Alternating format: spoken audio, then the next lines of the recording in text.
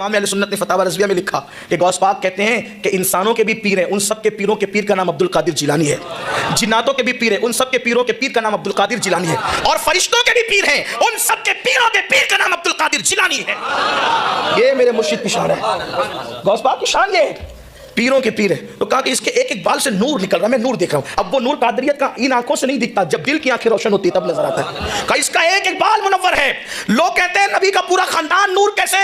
او نادان، جو صرف مرید ہو جائے غوث پاک اس کا بھی بال بال نور سے منور کر دیتے ہیں۔ جب مریدوں کی نورانیت کا یہ عالم ہے تو خود کی نورانیت کا عالم کیا ہوگا؟ اور جب خود کی نورانیت یہ ہے تو ان کے آباء و اجداد کی نورانیت کی شان کیا ہوگی؟ اسی لیے تو اہل سنت کے امام کہتے ہیں تیری نسل پاک میں ہے بچہ بچہ نور کا۔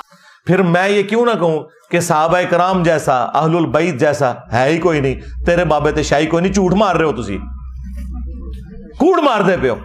راوی کا قول ہے کہ میں نے خلیفہ کو ایک دن حضرت سیدنا محی الدین شیخ عبد القادر جیلانی قطب ربانی رضی اللہ تعالی عنہ کی خدمت میں دیکھا کہ عرض کر رہا ہے کہ حضور میں آپ سے کوئی کرامت دیکھنا چاہتا ہوں تاکہ میرا دل اطمینان پائے۔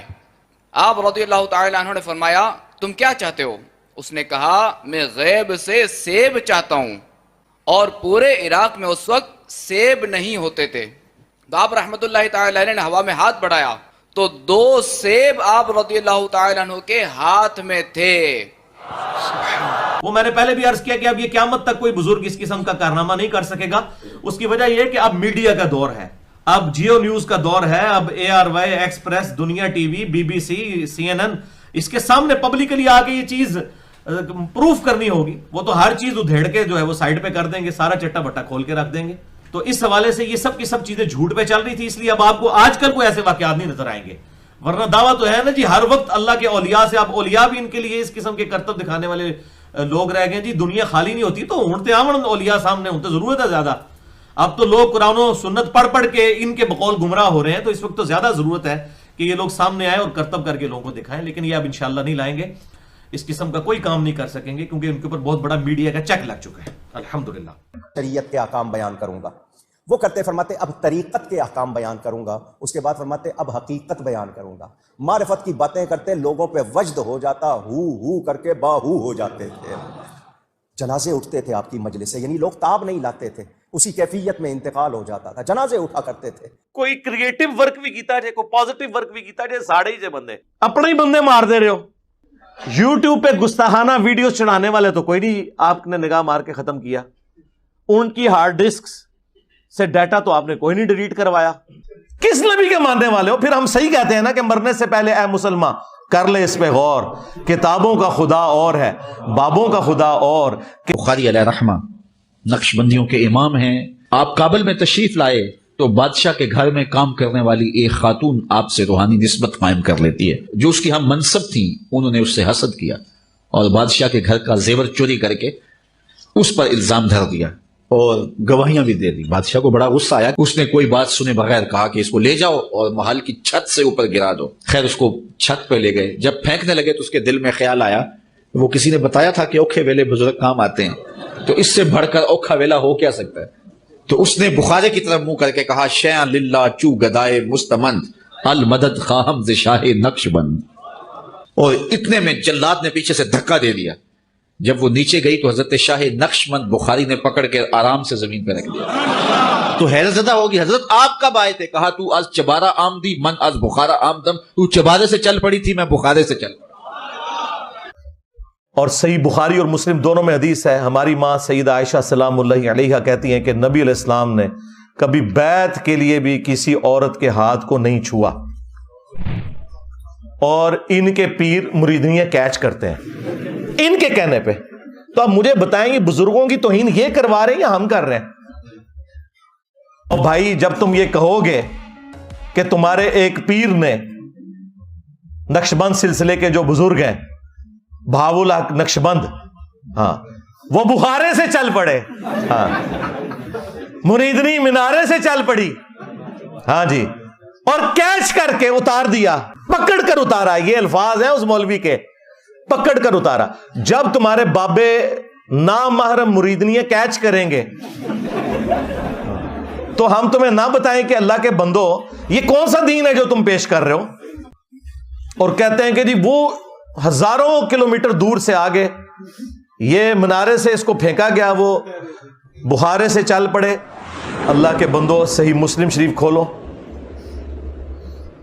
بنو سلمہ جو ہیں وہ مسجد نبوی کے پاس شفٹ ہونے لگے، چوراہے پہ کھڑے تھے، نبی علیہ السلام پاس سے گزرے. آپ صلی اللہ علیہ وآلہ وسلم نے فرمایا کہ کیا ارادہ ہے؟ انہوں نے کہا یا رسول اللہ ہم مدینہ شریف شفٹ ہونا چاہ رہے ہیں کیونکہ ہم گاؤں سے آتے ہیں تو نماز میں لیٹ ہو جاتے ہیں، تو اس لیے ارادہ کیا کہ ہم یہاں پہ شفٹ ہو جائیں. تو نبی علیہ السلام نے فرمایا جتنے قدم چل کے آتے ہو نا اللہ کے حضور یہ نیکی لکھی جاتی ہے. تو انہوں نے مدینہ شریف نبی علیہ السلام کی صحبت میں شفٹ ہونے کا ارادہ ترک کر کے واپس اپنے گاؤں چلے گئے. نبی علیہ السلام نے انہیں کیوں نہیں مشورہ دیا کہ تم بھی وہ اس گاؤں سے اڑ کے آ جانا، جس طرح وہ بخارے سے اڑ کے منارے سے اڑنے والی کو کیچ کرے گا تو تم اڑ کے آ جایا کرو جو تمہیں آنے میں اتنی تکلیف ہوتی ہے. اس زمانے میں تو کوئی نہیں تھا اڑتا. بزرگوں نے کوئی لطیفے نہیں لکھے جی. یہ کتاب ہے تذکرہ غوثیہ، یہ غوث علی شاہ صاحب رحمۃ اللہ تعالی علیہ کے ملفوظات. آپ فرماتے ہیں میں حج کرنے کے لیے گیا اور میں بمبئی بندرگاہ سے بحری جہاز پہ بیٹھا. خود سنا رہا ہے کہ جی ایک بابا جو ہے وہ بحری جہاز کے راستے جا رہا تھا عمرے کے لیے، حج کے لیے. ہاں، اور کیپٹن سے بار بار وہ جھگڑا کر رہا تھا جی فلاں بندرگاہ آئے گی، پھر فلاں آئے گی، پھر فلاں آئے گی، اتنی دیر لگے گی. تو اس نے آنے واحد میں جو ہے وہ جدے پہنچا دیا. ہاں، کہتے اسی طرح جہاز بمبئی بندرگاہ سے نکلا، تھوڑا سا جہاز آگے گیا ہوگا تو ایک بابا جی آگے اور آ کے میرے والد صاحب کو کہتے ہیں مولوی صاحب یہ تو بتائیں جدہ کب آئے گا؟ تو کہتے ہیں میرے والد صاحب مسکرا کے کہنے لگے بزرگو وہ یہ تو جہاز بمبئی بندرگاہ تو چلے ہیں 11 دن لگنے نے پھر جدہ آئے گا. کہتے ہیں وہ بابا جی چلے گئے. اور بابے کا علمی لیول یہ ہے کہ جدے سے پہلے یلملم ایک جگہ ہے، جدے سے پہلے یلملم ایک جگہ ہے، وہاں اس نے روکنا تھا، وہ بھی نہیں رکا، ساروں کے اوپر دم واجب کروا دیا. یہ بابوں کا علمی لیول ہے. ہونا چاہیے تھا کہ سٹوری میں ہوتا کہ پہلے اس نے چھلانگ مروائی، یلملم رکا اور کہا کہ سارے احرام باندھ دو، اور اگلی چھلانگ میں وہ جدے پہنچ گیا. اثر پڑھ کے پھر آئے، وہی سوال. میرے والد صاحب کا بھی وہی جواب. پھر چلے گئے. مغرب پڑھ کے پھر آئے، پھر وہی سوال. کس دفعہ میرے والد صاحب بھی غصے میں آ گئے، کہنے لگے بابا جی گل نہ کریے، بار بار نہ ہو میرے گھر، میں تو 11 دن تو پہلے لیا نہیں سکتا، جو تسی لیا سکتے ہو تو لے آؤ. وہ ڈائریکٹ جدے پہنچا دیا. جب اتنی ٹیکنیکل خرابیاں تمہاری ان بابوں کی سٹوریوں میں ہوں گی تو مذاق تو تم اڑوا رہے ہو نا. کہتے ہیں وہ بابا جی میرے والد صاحب کو کہتے ہیں پھر سب سے پہلے کون سی بندرگاہ آئے گی؟ کہتے ہیں میرے والد صاحب نے کہا مخا. پھر کون سی آئے گی؟ حدیدہ. پھر کون سی آئے گی؟ عدن. پھر کون سی آئے گی؟ میرے والد صاحب نے کہا جدہ. تو بابا جی کہتے ہیں پھر ویکھو جدہ آ گیا جی. تذکرہ غوثیہ. پھر ہم تمہیں وہی حدیث سنائیں گے صحیح مسلم والی کہ صحابہ کرام تو اڑ کے نہیں آ سکتے تھے. بنو سلمہ سے جب نبی علیہ السلام نے پوچھا کہ تم لوگ مدینہ شریف شفٹ ہونے کا ارادہ رکھتے ہیں، ان کا یا رسول اللہ گاؤں سے چل کے آنا پڑتا ہے، مسجد میں پہنچنے میں ایک تردد ہوتا ہے. تو آپ نے فرمایا جتنے قدم چل کے آتے ہو نا اتنا ثواب لکھا جاتا ہے. تو وہ واپس گاؤں میں شفٹ ہو گئے. صحابہ کرام تو اڑ کے نہیں پہنچ سکے، اور تمہارے بابے پورے بحری جہازوں کو جو ہے نا وہ اڑوا کے تو غائب کروا کے تو پہنچا دیتے ہیں. اور جی تخت بلقیس بھی آ گئے، اور چھاڑ دو تخت بلقیس آ گیا سی، پھر میرا بھی یہ تخت آیا ہوا ہے جی. ہاں، تخت بلقیس کی تو سند نازل ہوئی ہے قرآن میں، اس کی بنیاد پہ تمہارے بابوں کے تخت ہم کیسے مان لیں؟ آؤ نا اسٹیچو آف لبرٹی وہاں سے غائب کر کے مارگلا ہلز پہ رکھو، میں تمہارا فرقہ اڈاپٹ کر لوں گا، اور ٹائم قیامت تک جائے. جھوٹ تو نہ بولو، کس واقعے کو کدھر جوڑ دیتے ہو؟ تو یہ بابوں کی بے عزتی تم خود کرواتے ہو. ہم نے تو نہیں کہا کہ تم اس قسم کے واقعات بیان کرو. میرے مرشد نے پڑھنا شروع کر دیا، اعوذ باللہ من الشیطان الرجیم بسم اللہ الرحمن الرحیم. یہ پڑھنے کے بعد سورۃ الفاتحہ پوری پڑھ لی. اس کے بعد الف لام میم شروع کر دی، اور پوری سورہ بقرہ بھی سنا دی. یہاں تک کہ میرے مرشد پاک نے 5 سال کی عمر میں بغیر کسی ظاہری استاذ کے پاس پڑھے 18 پارے پڑھ کر سنا دیے، اور وہ بھی زبان. اس بزرگ نے عرض کی شہزادے اور بھی پڑھیے نا. فرمانے لگے بس مجھے اتنا ہی یاد ہے، میں 18 پارے کا حافظ ہوں، کیونکہ میری ماں کو بھی اتنا ہی یاد تھا. جب میں اپنی ماں کے پیٹ میں تھا اس وقت میری ماں جب پڑھا کرتی تھی تو میں نے سن کر یاد کر لیا تھا.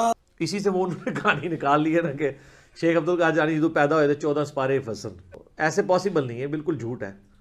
یعنی صحابہ کرام تو صحابہ صفحہ بیچارے بیٹھ کے پورا دن حضور سے تعلیم حاصل کرتے تھے، تو انہوں نے تو قرآن یاد نہیں کیا، اور یہ کہتے ہیں کہ جناب پیدائشی حافظ سن. ماں نے بھیجا، بسم اللہ کریں، قرآن شریف پڑھیں. استاد صاحب نے کہا پڑھو بسم اللہ الرحمن الرحیم. حضرت نے 14 اور ایک روایت کے مطابق 18 پارے زبانی سنا دیے. وہ استاد کہنے لگا یہ بچہ پڑھنے آیا ہے یا پڑھانے آیا ہے؟ ہیں؟ ماں بھیج رہی ہے بسم اللہ کراؤ، اس کو 18 پارے یاد ہے. ادھر بچہ کہہ رہا تھا استاد جی پہلا پڑھا ہوا تو سن لو. پیغام بھیجا ماں کے پاس، یہ ماجرا کیا ہے؟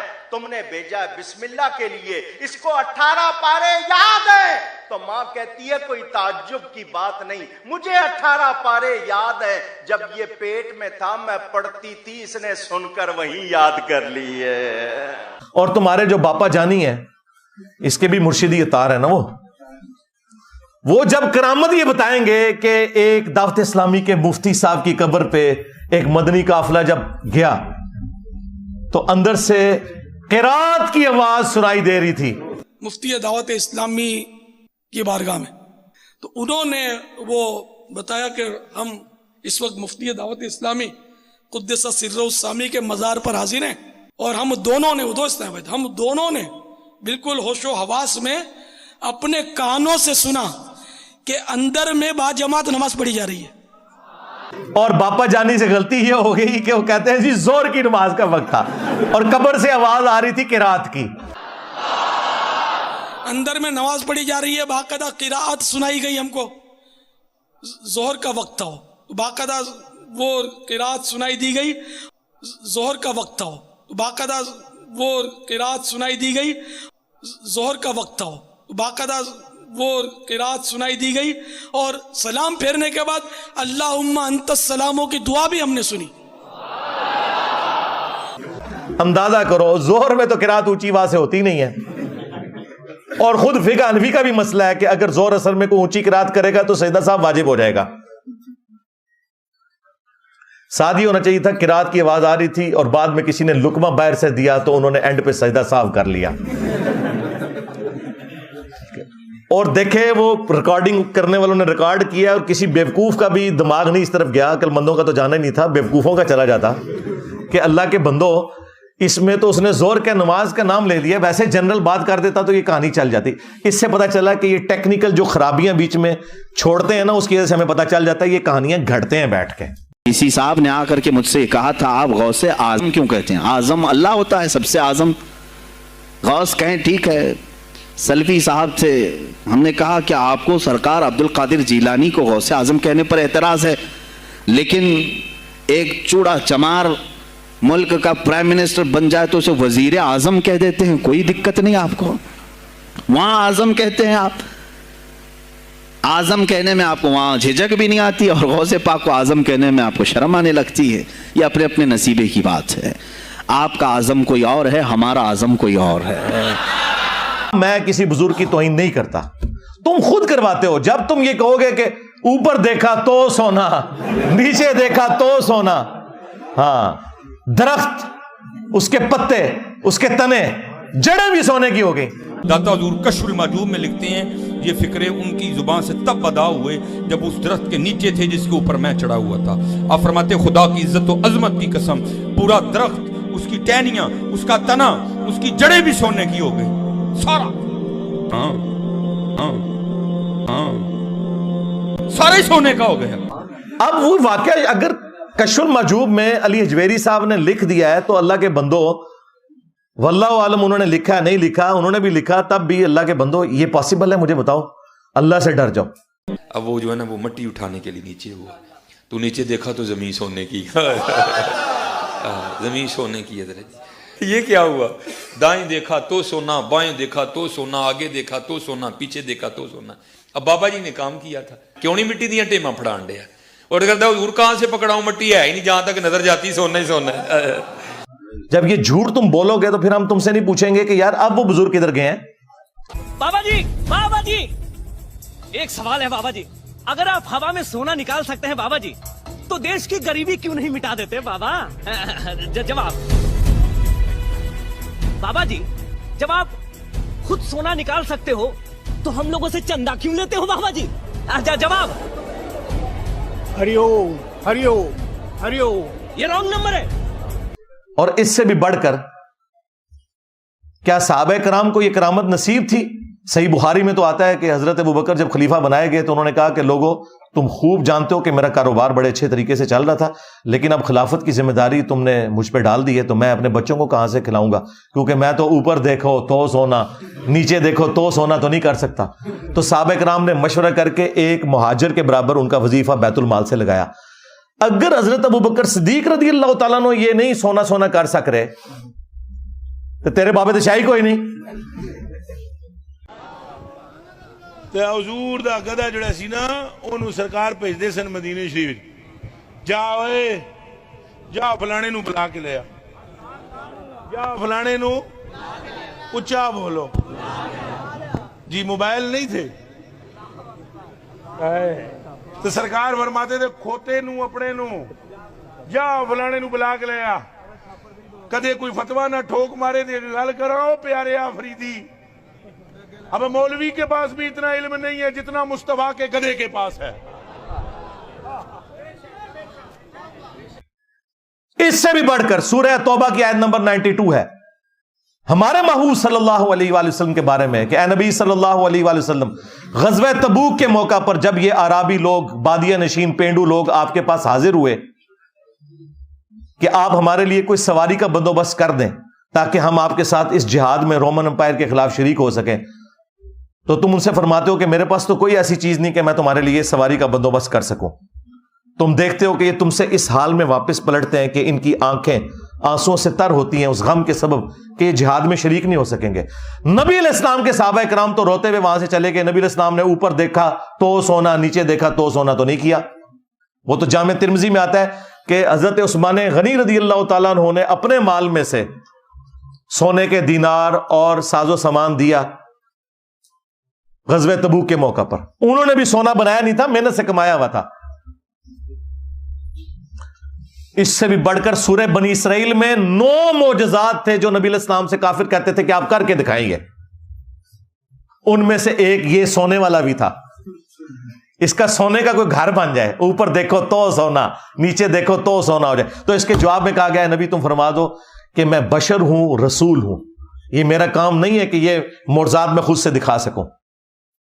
तो मुझे बताओ कि अगर कुरान में नबी अलैहिस्सलाम की नबूवत स्टेक पे लग जाती है नाउज़ुबिल्लाह इस हवाले से कि काफिर उनके ऊपर ये डिमांड रख देते हैं और अल्लाह ताला वो डिमांड भी पूरी नहीं करता कि भाई ऐसा नहीं होगा, अल्लाह चाहेगा तो होगा, कि इसका सोने का घर हो, तो अगर नबी के गुलाम ये सारे काम कर लेते थे तो नबी अलैहिस्सलाम के केस में क्यों नहीं होगा?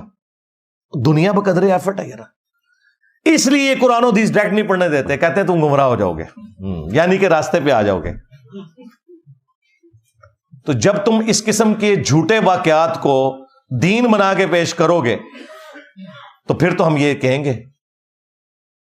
एक और जगह फरमाते हैं, अगर मेरा मुरीद मशरिक में हो और मैं मगरिब में हूं और उसका सितर खुल जाए तो मैं वहीं से हाथ बढ़ाकर उसका सितर ढांक दूं। मजीद मेरे गौसे पाक रहमतुल्लाह तआला अलैह फरमाते हैं, अगर मेरा मुरीद मशरिक में हो और मैं मगरिब में हूं और इसका पर्दा खुले मैं ढांक दूंगा। सुच्चा कादरी, सारे सुच्चे कादरी जेड़े ना अंडरवेयर पा लो, तोतियां पा लो, उस तो बाद मीडिया के सामने आके अपने बुजुर्गों की बुजुर्गी दे फन का मुजाहरा करो। अगर मेरे मुरीद का सितर मशरिक में खुल जाए और मैं मगरिब में हूं तो मैं उसको छुपाने वाला हूं। उसे पाक फरमाते हैं कि अगर मेरा मुरीद मशरिक में हो और मैं मगरिब में हूं, वहां उसका पर्दा इफ़त गिर रहा हो, रब ने मुझे वो ताकत और तसर्रुफ अता फरमाया हुआ है, वो ताकत अता फरमाई हुई है कि मैं उसके गिरते हुए पर्दे इफ़त को संभालने के लिए हाजिर हो जाऊंगा। तो सर ए कोड़ा ते मैदान केड़ा सुच्चा कादरी आ जाए सामने, एटलीस्ट वो तो कम से कम करे ना। जिनके लाखों मरीद हैं वो तो सुच्चे कादरी हैं ना, जो खुद कादरी सिलसिला पे कहते हैं कि हमारे जरिए से बैत हो रहे हैं। उनका तो अगर एक बंदे का सतर खुलने से अगर पूरा पाकिस्तान उनके उसमें आता है और दोज़ख में जाने से बचता है तो सर कुर्बानी दे दे, क्या फ़र्क पड़ता है? सब कहानी है, झूठ है। तो महमूद कहते हैं, जब सोमनाथ के मंदिर नहीं फतह हो रहे थे तो मैंने बाबे का जुब्बा सामने रख के दुआ की तो अल्लाह ने मुझे फतह दे दी।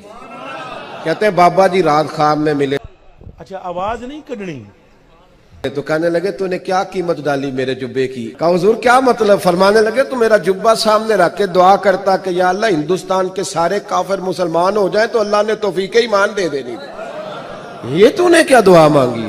हमारा मासूमाना सवाल है कि नबी इस्लाम तो कुर्ता मुबारक पहन के जब मदीने की गलियों में और मक्के की गलियों में जाते थे तो लोग तकलीफ देते थे मक्का शरीफ में, ताइफ में। आपको देखकर, आपके कुर्ते को देखकर तो सारे का सारा मक्का और मदीना तो मुसलमान नहीं हुआ, आपकी तबलीग से हुआ है। और तुम कह रहे हो कि बाबे के कुर्ते से ये हो जाना था। फिर सही मुस्लिम में हदीस है, अस्मा बिनते अबी बकर ने नबी इस्लाम की वफात के बाद एक काला जुब्बा, किसरवानी त्यालसी, पर्शियन अंपायर का जुब्बा, वो काला ही होता था जिस तरह सिंधी अजरक रेड होती है, वो निकाला और कहा ये नबी इस्लाम का कुर्ता था, आप सल्लल्लाहु अलैहि वसल्लम इसे पहना करते थे और हम इसका धोवन मरीजों को शिफा के तौर पर पिलाते हैं। नबी इस्लाम का कुर्ता शिफा देता है अल्लाह के इज़्न से, लेकिन सहाबा कराम ने जंगे कादसिया और यरमूक में नबी का कुर्ता नहीं पेश किया कि जितने यहां पे रोमन अंपायर के लोग हैं सारे के सारे मुसलमान हो जाएं इसकी बरकत से। तो तेरे बाबे का कुर्ता इतना बड़ा किथों हो गया? सर ये जो जुमला है ना कि तमाम औलिया की गर्दन पे मेरा पांव है, ये कोई मुसलमान नहीं बोल सकता, वली तो छोड़ दे। ये शेख अब्दुल कादिर जिलानी पे झूठ बांधा गया, उन्होंने नहीं कहीं कहा ये मेरा ये कदम तमाम औलिया की गर्दन पर है। जनाबे हज़रत गौसे सकलैन का ये कलाम कदम याज़ी अला रक़बत कुल्ली वलील्लाह, मेरा ये कदम अल्लाह के सारे वलियों की गर्दनों पर है। गौसुल आज़म शेख अब्दुल कादिर जिलानी, महबूब सुबहानी, पीराने पीर रहमतुल्लाह अलैह, उनका कदम सब वलियों की गर्दन पर। अल्लाह का नेक बंदा तो हर वक्त डरता रहता है, वो ये फिरौनी अल्फाज, ये तो फिरौन बोलेगा कि मेरा लोगों के गर्दन पे पांव है। क्या हजरत अबू बकर सिद्दीक ने कहीं बोला है ये कि तमाम सहाबा की गर्दन पे मेरा पांव है? सहाबा के सरदार कौन है? अबू बकर सिद्दीक। ये कहते हैं अब्दुल कादिर जिलानी औलिया अल्लाह के सरदार हैं। अगर वो सरदार हैं तो इस किस्म का फिरौनी जुमला बोलेंगे कि औलिया की गर्दन पे मेरा पांव है? अस्तगफिरुल्लाह। ये जुमला बोलते ही बंदा अपने ईमान की फिक्र करे। ये सब का सब फ्रॉड है। तेरी इज्जत तो उस दिन तक थी जिस दिन तक तू नबी इस्लाम का दीन हम तक पहुंचा रहा था। जब तूने अपना सेल्फ मेड दीन हमें पहुंचाया तो तेरी इज्जत भी खत्म, तू गद्दार है।